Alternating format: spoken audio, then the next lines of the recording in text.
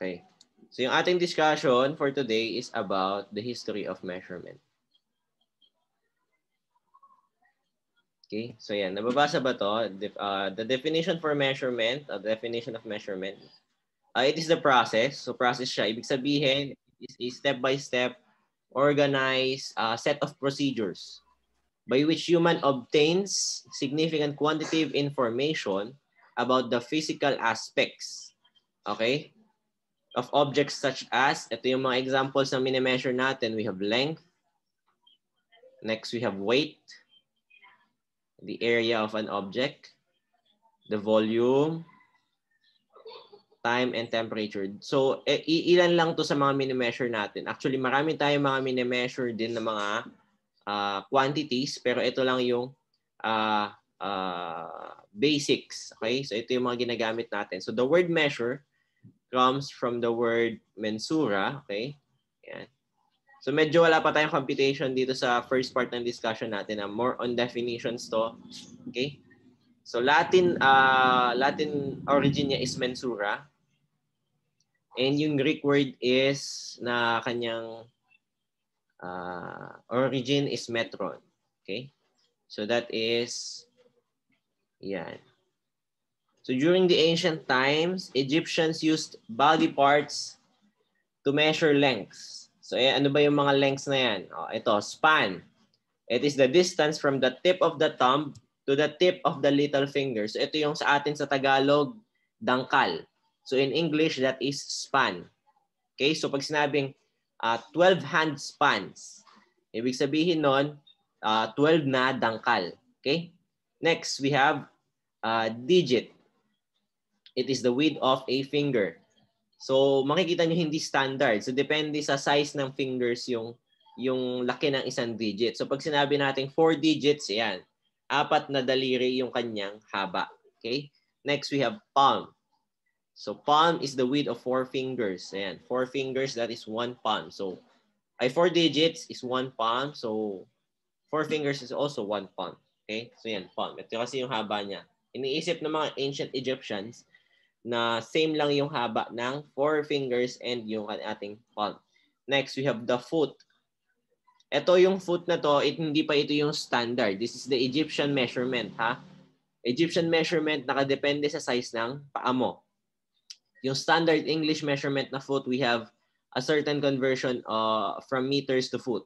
Pero itong foot na sinasabi ng mga Egyptians, that is the distance from the end of the foot to the tip. Next, we have cubit. The cubit is the distance from the tip of the middle finger. So yung pinakamahabang finger natin hanggang sa siko, that is cubit. Okay?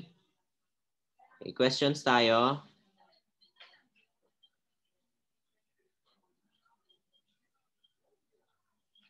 Sige, okay. Questions doon sa ating Egyptian measurements, form of measurements. So ito ha, medyo yung exam nyo kasi or mga written works nyo this time,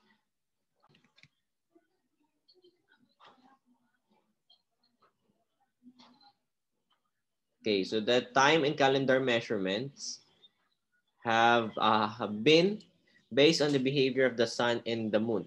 So during the ancient times, binase na nila yung ating calendar at saka yung buwan sa galaw daw ng sun and moon. Hanggang ngayon, actually, ito pa rin yung ginagamit natin. Pero meron na tayong standardized measurement. So, ayan. Whereas the day is considered the period between daylight and darkness.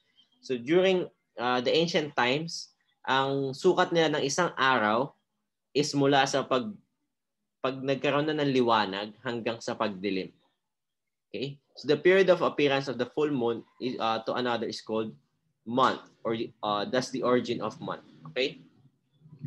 So yung origin natin for month, ayan, sinasabi diyan, that is yung pagitan. So for example, nag-full moon ngayon, yung susunod na full moon, ayun yung hanggang doon yung isang buwan nung ancient times. Okay?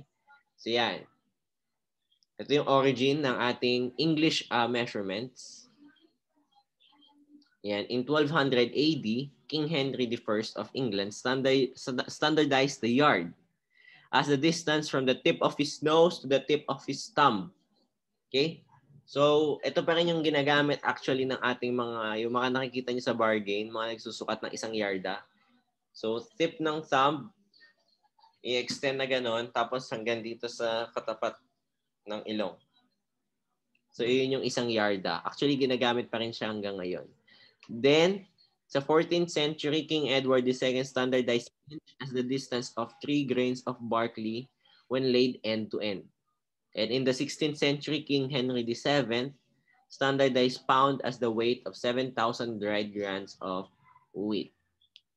So, yung mga measurements na yan ay yung mga standard measurements ng English system of measurement.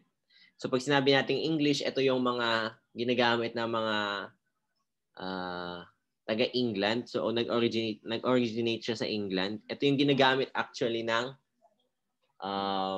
US, yung English system.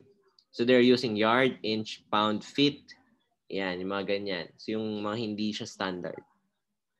So, in the latter part of the 18th century, metric system was developed in France. Okay, so tatandaan nyo, malaki yung contribution ng France sa standardization ng measurement. Karamihan ng metric system measurements ay nag-originate sa France or na-finalize sa France. So yan, the French Academy of Sciences, the metric system is a system of measures based on the powers of 10.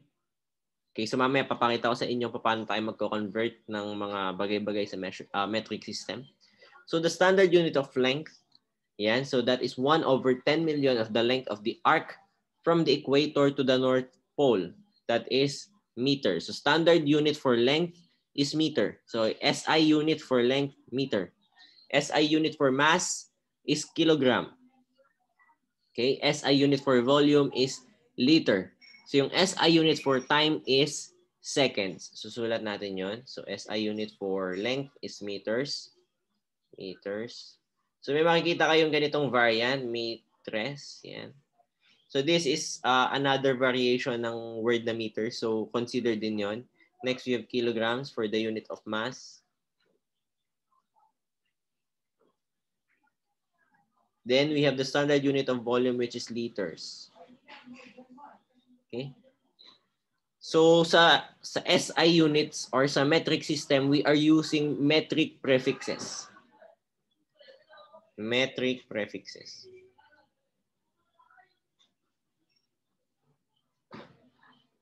So by the word itself, these are prefixes. Ibig sabihin, dinadagdag siya before the word. Okay? So yung metric prefixes, ito yung centi, deci, etc., etc. Okay? So metric prefixes yung tawag natin doon. So they are based by the powers of 10. So mas madali lang siya i-compute actually. Okay? So i-discuss natin kung paano siya. Okay, so observe. Yan. So ito yung ating standard units for length, that is meters, volume, liters. For time, we have hours, second, days, weeks. For mass, we have kilograms. Temperature, we have Celsius, Kelvin, and Fahrenheit. For angle, we have degrees. Okay, so ano yung mga ginagamit natin to measure the following? So sa length, ginagamit natin ruler, meter stick, T-square, ayan. For volume, we are using graduated cylinder. Alam niyo naman yon. You studied grade 6 science. Nasa grade 6 science yung graduated cylinder. Siya yung mahabang tube na may base. Tapos may mga, ang tawag dito? Mga measuring lines. Next, we have time. Ginagamit is chronometers. Or sa time nyo ngayon, sa conventional time is yung stopwatch. Okay? Clock. For mass, ayan, we use measuring balance or two-pan balance. Ayan yung may dalawang pan, dalawang plate. Tapos nilalagay mo yung isa doon. Then na may measure siya. Next, we have temperature. We have thermometer. For angle, we use protractors. So ito yung ating mga standard units. Yan, we have 1 kilometer is equal to 10 hectometers. 1 hectometer is equal to 10 decameters, and so on and so on. So bigay ko sa inyo, pakita natin yung conversion ng conversion table. Yan, nakikita ba? Thumbs up nga daw kung nakikita.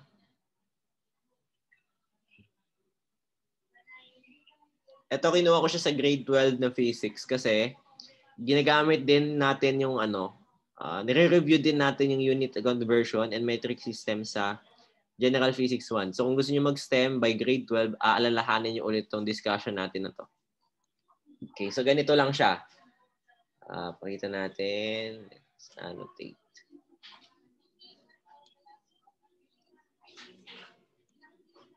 Yan. So kung makikita ninyo, we have here, ito yung mga prefixes. Ito yung column ng prefixes. Yung exa, peta, tera, giga, mega, kilo, hecto, deca, deci, centi, milli, micron, nano, pico, femto, atom.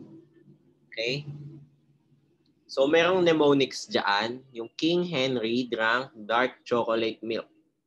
Actually, para lang yun sa 6. Hindi ko alam kung meron kayong other mnemonics for that. So this is King. We have Henry. Drank. Dark. Chocolate. Choco milk.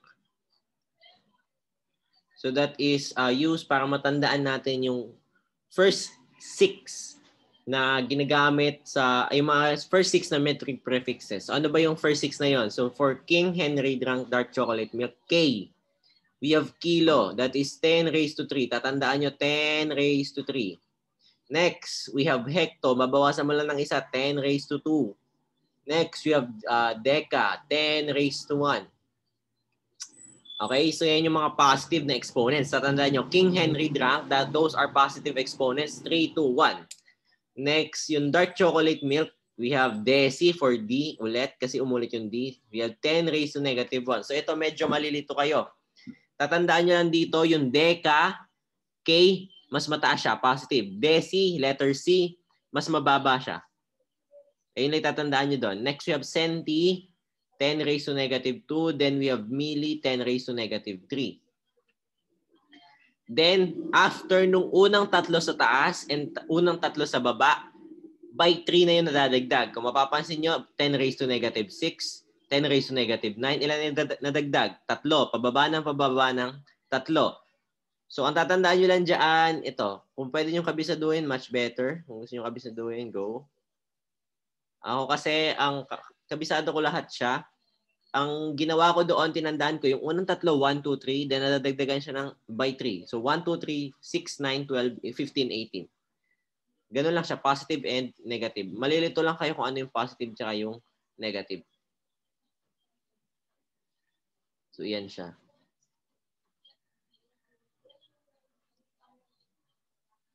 Dadagdagan lang siya ng by 3s. So, now how do we use this metric prefix table? So, ginagamit natin siya to convert metric units. Okay? Metric units lang siya. SI units lang. Ano ba yung mga SI units? Ulitin ko lang, for length. Ano yung SI units natin? Actually, isa lang to. Ano yung SI unit natin for length? Meter po. We have meter. Very good. Yung kanyang symbol is small letter M. Bakit? I-emphasize natin yung small letter tsaka capital letter kasi importante siya. Sa metric prefixes, observe. Tingnan nyo. Meron ka small letter M dito that is for milli. May capital letter M ka that is for mega. So, kailangan mahalagang matandaan mo kung ano yung small letter tsaka alin yung capital letter. Next, SI unit for, let's say, mass. Anong SI unit for mass? Kilogram po. We have kilograms. Ano yung symbol natin for kilograms? We have kg. Kung mapapansin nyo, meron siyang metric prefix. Yung metric prefix, siya yung nauuna doon sa symbol. That is letter K. Nakikita nyo ba? Ito, letter K. Ito yung metric prefix niya. Bakit siya may metric prefix? Balikan natin yung pangalan. Ano ba yung pangalan niya? Kilogram. So yung tinatawag ko kasi dun sa mga base units, sila yung 10 raised to 0. Ito sila, dito sila nakalagay. Okay? Kilo, ito siya. O, nasaan siya? Ito, kilo. Ano yung symbol niya? K. Thus, ito yun. K. Tapos yung G dito is yung base unit. Yung M dito, kapag wala siyang katabi, base unit din siya. Kuha? So yung base unit, sila yung dinadagdagan natin ng prefixes. Kumbaga parang sa English, sila yung root words.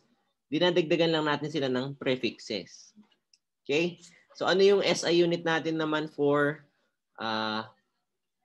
time?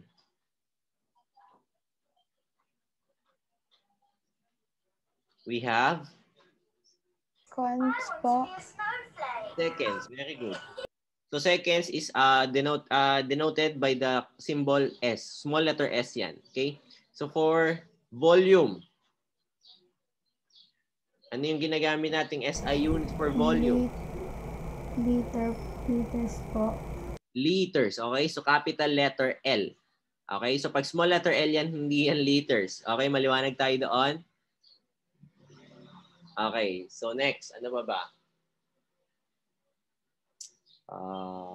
Yan na lang muna. So we have 4. So dadagdagan naman yan as we go along. Okay, so how do we convert? So itong mga base units natin, dito natin sila ilalagay. So dito yung mga base units. Sa 10 raised to 0. Okay? So dito natin ilalagay yung, for example, meter, grams, seconds, liters. Yan siya. Then papaano siya? So for example, I have 10 meters. I want to convert it into kilometers, km. Paano yun? Tingnan nyo. So nandirito ako. Titingnan nyo, ito yung step by step natin ha. First step is look kung ano yung pinanggalingan.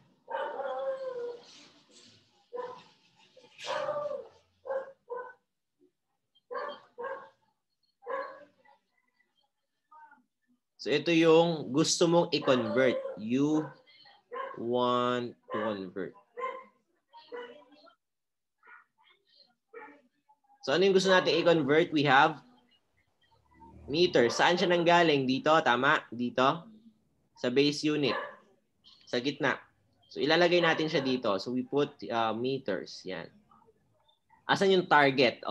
Next step number 2, find your target conversion. Ano yung gusto mong i-convert? Saan mo siya gustong i-convert? Nasaan siya? We have sa kilo, di ba? km. So lagay mo dito si km. Now, titingnan mo dyan yung kanilang multiplier, kung ano yung powers of 10 nila. Yan. So we have 10 raised to 3 and 10 raised to 0. Tapos titingnan mo,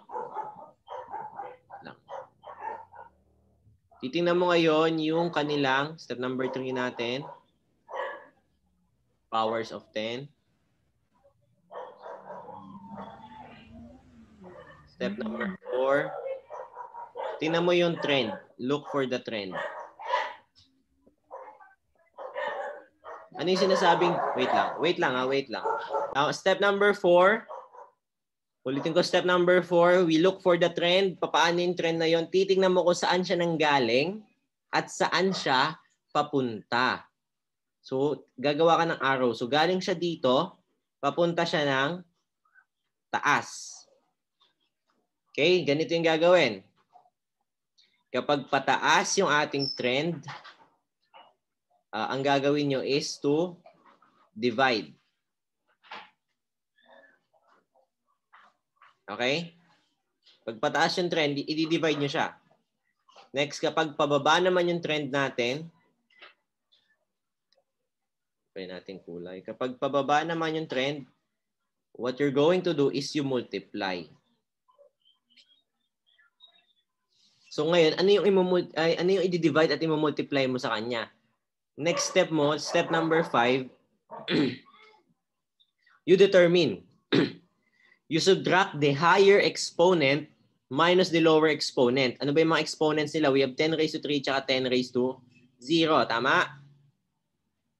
Now you subtract the higher minus the lower. Ano lumabas sa sagot? We have 3. Now, step number 6, you do the multiplication or division. So do the process. So anong gagawin natin? I-divide natin ito, yung 10, by 10 raised to 3. So 10 raised to x kasi dapat ito. Yan. So ito, 3 yung exponent na gagawin natin. So 10 raised to 3. So we have, tingin dito sa left side, we have 10 meters divide by 10 raised to 3. Then lalabas natin is kilometers. So, nasagot natin. Labas ang calculators.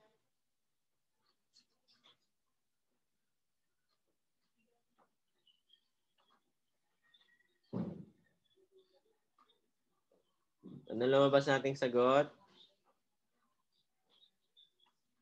10 divided by 1,000. We have 0.01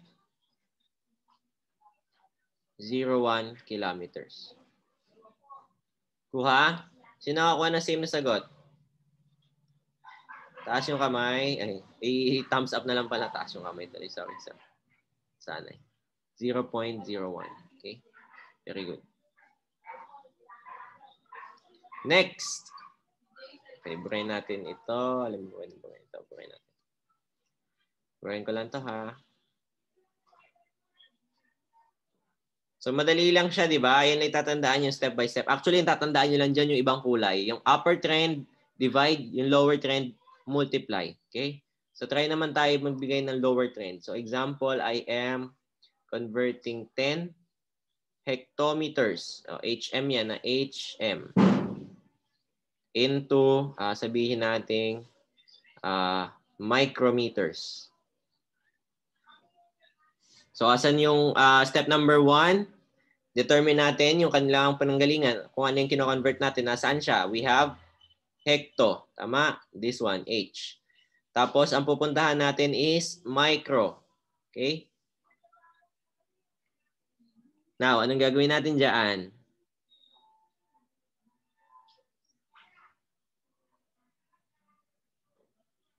Next, number 2. Yung target, nakita na. Number 3, yung powers of 10. I-highlight natin. 10 raised to 2. Tsaka 10 raised to 6. Now, look for the trend. Ano yung trend natin? Our trend is going down. So, ang gagawin natin is we will multiply. Tama? Tama ba? Oh, thumbs up na lang pag tama. Thumbs up lang tayo pag nag-agree, mga anak. Okay, next step number 5. Ima-minus natin yung mas mataas sa mas maliit. Ano yung mas mataas dyan? 10 raised to 2 o 10 raised to negative 6? Ano yung mas mataas? Yung 2 o yung negative 6? 2. Yung? 2. 2. Very good. So 2 minus negative 6. Ang lalabas nating sagot will be? Pinag-aralan natin to last quarter. Negative 4. Yun lang. Reviewin. Anong lalabas sa sagot, mga anak? 8. Negative 8. Ala, kailangan nating reviewin pa. 8 po. 8. Tamang sagot is 8 po.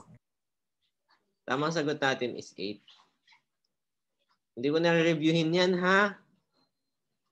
Subtraction siya, kaya change natin yung sign. Kaya maging positive 6, then we proceed with addition. So 2 plus 6 is 8. So magmumultiply tayo, kasi sabi trend going down, magmumultiply tayo ng 10 raised to 8 doon sa 10 hectometers. So ang gagawin natin, 10 HM times 10 raised to 8. Ano lalabas natin sagot? 10 raised to 9 micrometers. Ito yung ating sagot.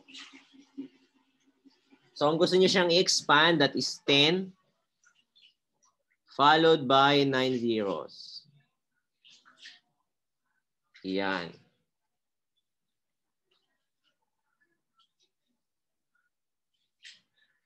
Nakuha ba? Nakuha?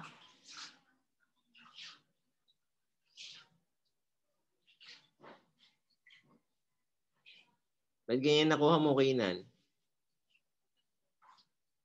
10 lang yung 10 times 10 raised to 8. Try kayo. Bigay ako na isang example. Try nyo. Hindi square root na. Square root yan eh. Raise. Yung caret tayo. Yung arrow na nakaturo sa taas.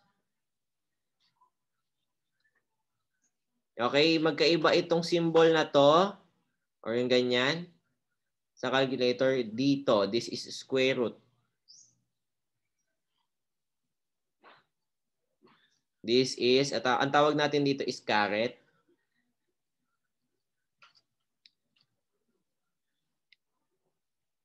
Yan, oo. Caret. Yan. This is raised. Okay? So, bigay ako na example. Let's say 2.83 kilometers. Convert natin. Bibigyan kayo ng 5 minutes to convert to centimeters. Go.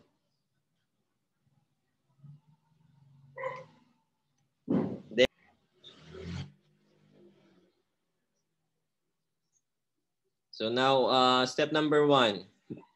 Sorry. Step number 1, asan yung pinanggalingan natin? That will be kilometers.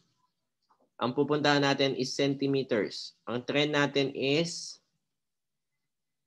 going up or down? Going down. So ang gagawin natin is we will multiply. Now, ano yung i-multiply natin? We have 10 raised to 3 yung pinanggalingan.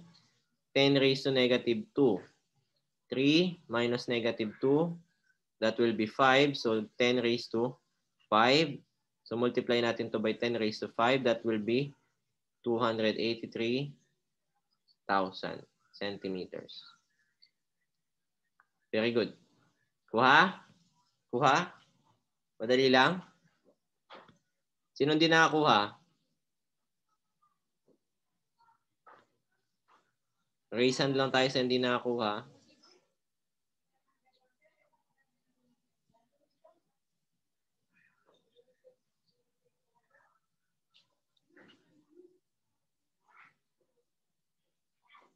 Kuha ba? Nakuha? Nakuha? Hindi, hindi. Sino nakakuha? Thumbs up sa nakakuha nga daw. Thumbs up para nakikita ni sir. Okay, okay. How about the others? Yung hindi nakakuha, raise hand. Raise hand. Nakalagay. May nakalagay dyan, raise hand. Para ma-explain natin yung hindi nyo naintindihan. Okay. Alin yung part na hindi naintindihan? Conversion. Ito yung sinasabi ko kanina. Ito kailangan nyo siyang kabisaduhin, sad to say. Okay?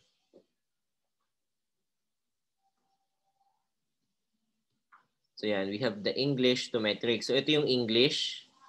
Ito yung metric. Yung metric, tatandaan nyo siya yung may metric prefixes. Siya yung may meters, kilometers. Ayun yung mga bagay-bagay na yan. So ito, ang gagawin lang natin dito is yung tinatawag nating dimensional analysis. Para hindi tayo mahirapan. Actually, this is a lesson for grade 12. Pero ituro ko na rin sa inyo para, syempre, meron kayong bala. No? Analysis. So what do we do in dimensional analysis? Ganito lang ginagawa natin dyan. We analyze the problem or we convert the problem using dimensions. So ang dimensions na ginagamit natin dito is yung upper and lower. So yung numerator and denominator. Ganito siya. Ito, tingnan natin yung exercise. Ito, example number 1. Ito, tingnan natin ito, example number 1. So meron tayong 7 weeks. Narinig pa ba ako? Yan, 7 weeks. Ngayon ang gagawin natin dyan, i-analyze natin siya ng dimensional analysis. Wait lang. Okay. So, yung 7 weeks, i-convert daw natin into hours. Na ngayon, paano siya? Magmumultiply lang tayo. Ang gagawin natin dito, magmumultiply lang tayo ng fraction. Okay? Fraction every time. So, fraction. Ngayon, hahanapin natin.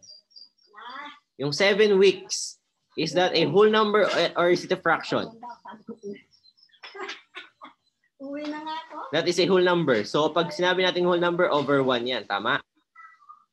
Kasi sa dimensional analysis, mahalaga na may numerator tayo na identified tsaka denominator. Okay? Okay, now, magmumultiply lang tayo ng 1 every time, every single time. Ngayon, yung 1 na yun, ipepresent natin siya as a fraction between two different units. Tulad ng ginawa niya dito. Ngayon, paano mo siya malalaman kung saan mo ilalagay? Kung nasa taas yung week at gusto mo siyang i-convert, ilalagay mo yung katapat niya sa baba. So maglalagay ka dyan ng 1. Lagay lang natin ng week. Okay? Week. Ngayon, next. Ano yung mas maliit sa week? We have days. Okay? So days, D-A. Now, ano yung equivalent niya? Ayun lang gagawin nyo. Ano yung equivalent ng days sa week? So 1 week we have 7 days. Now, dumating na ba tayo sa target nating hours? Hindi pa. So magko-convert pa tayo ulit. Ngayon, ano yung titingnan mo? Eto na. Hindi na yung weeks. Kasi na-convert mo na yung week. Pag sinimplify natin yan, this will cancel out na. Okay. But before we proceed, i-convert muna natin yung days into hours. So days, ang katapat niya dapat is hours. So HRS. Ngayon, how many hours are there in a day? We have 24. Very good. So 24 hours in one day. Ngayon, nasatisfy na ba natin na yung pupuntahan natin is hours? Ito yung last. This is hours. So okay na tayo. Ngayon, ang gagawin nyo dyan is yung multiply na lang. Multiply everything sa numerator over everything sa denominator. So this will cancel. Cancel. May matitira ka na lang na unit na. Ano yung matitira mong unit will be hours. So multiply mo lang. 7 times 7 times 24, you will yield, ito nga, 1,176. So that is how dimensional analysis works. Okay, magmumultiply ka lang ng equivalents. Equivalents lang, equivalents lang, equivalents. So let's try another example.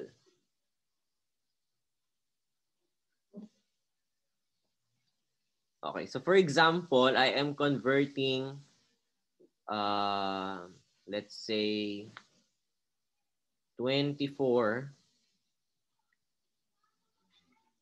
let's say, centuries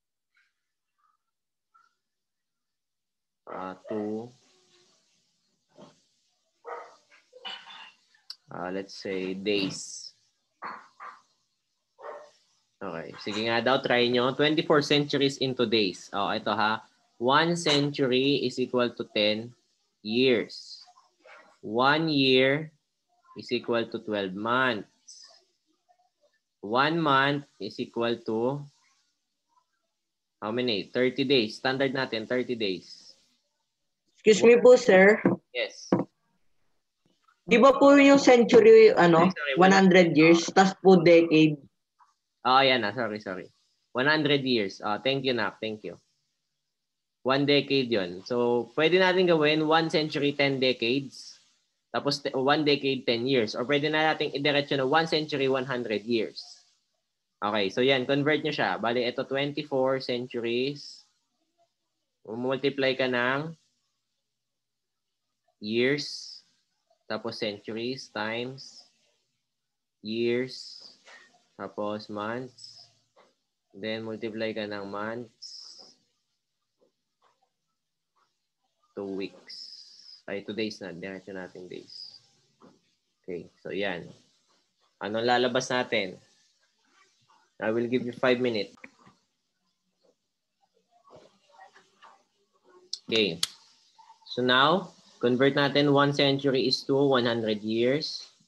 1 year is to 12 months. 1 month is to 30 days. So ang gagawin natin, we multiply 24 times 100 times 12 times 30. Ano lalabas natin sagot? 24 times 100 times 12 times 30. we have 864,000 days. So yan siya, estimated yan. Okay? So naintindihan na? Thumbs up sa naintindihan.